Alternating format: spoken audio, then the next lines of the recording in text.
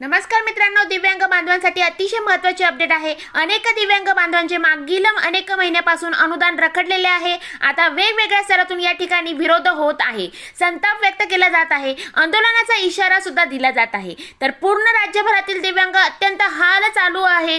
तर या संदर्भात आता दिव्यांगांच्या पेन्शन संदर्भातील जिल्हाधिकारी कार्यालय या ठिकाणी निवेदन देण्यात आलेले आहे आणि प्रशासनाकडे मागणी करण्यात आलेली आहे की लवकरात लवकर दिव्यांगांचे पेन्शन हे जमा करण्यात यावी।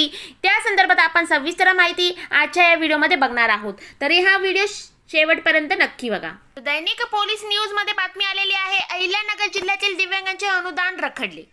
तर आपण जाणून घेऊया महाराष्ट्र शासनाच्या दिव्यांग सक्षमीकरण विभागामार्फत राबविण्यात येणाऱ्या विविध योजनेतील पात्र लाभार्थ्यांना गेल्या काही महिन्यापासून अनुदान व पेन्शन मिळालेले नाही। त्यामुळे दिव्यांग बांधवांमध्ये प्रशासनाविरुद्ध तीव्र संताप व्यक्त होत आहे। याबाबत सावली दिव्यांग संघटनेचे शेगाव तालुकाध्यक्ष चांद कादर शेख यांनी जिल्हाधिकारी आणि जिल्हा दिव्यांग सक्षमीकरण अधिकारी यांना निवेदन देत प्रलंबित अनुदान तात्काळ वितरित करण्याची मागणी केलेली आहे। संजय गांधी निराधार अनुदान योजना, श्रावणबाळ सेवा राज्य निवृत्ती वेतन योजना आणि इंदिरा गांधी राष्ट्रीय पेन्शन योजनेतील अनेक पात्र लाभार्थ्यांना अद्याप आर्थिक मदत मिळालेली नाही। परिणामी अनेक दिव्यांग नागरिकांना उपासमारीची व आर्थिक संकटाची वेळ आलेली आहे। शासनाचे स्पष्ट आदेश असतानाही लाभार्थ्यांना अनुदान न मिळाल्याने प्रशासनाच्या कार्यपद्धतीवर प्रश्नचिन्ह उपस्थित होत आहे।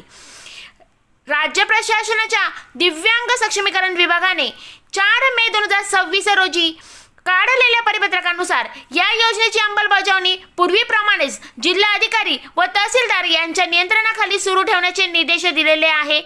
कोणत्याही लाभार्थ्यांना वंचित राहू नये याची जबाबदारी प्रशासनाची असल्याने सावलीचे संस्थापक अध्यक्ष बाबासाहेब महापुरे यांनी निदर्शनास आणून दिले।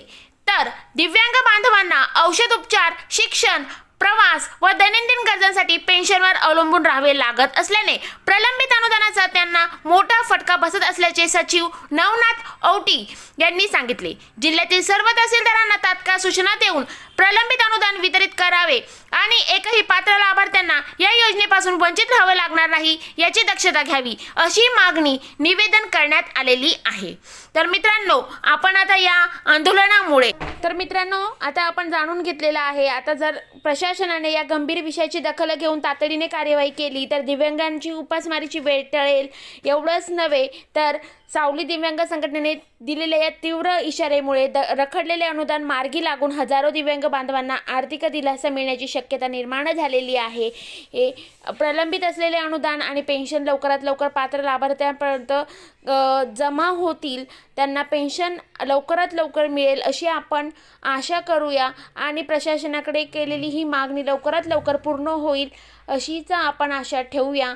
व्हिडिओ आवडल्यास लाईक करा, आपल्या शासकीय योजना या यूट्यूब चॅनलला सबस्क्राईब करा, जास्तीत जास्त बांधवांपर्यंत हा व्हिडिओ शेअर करा। धन्यवाद।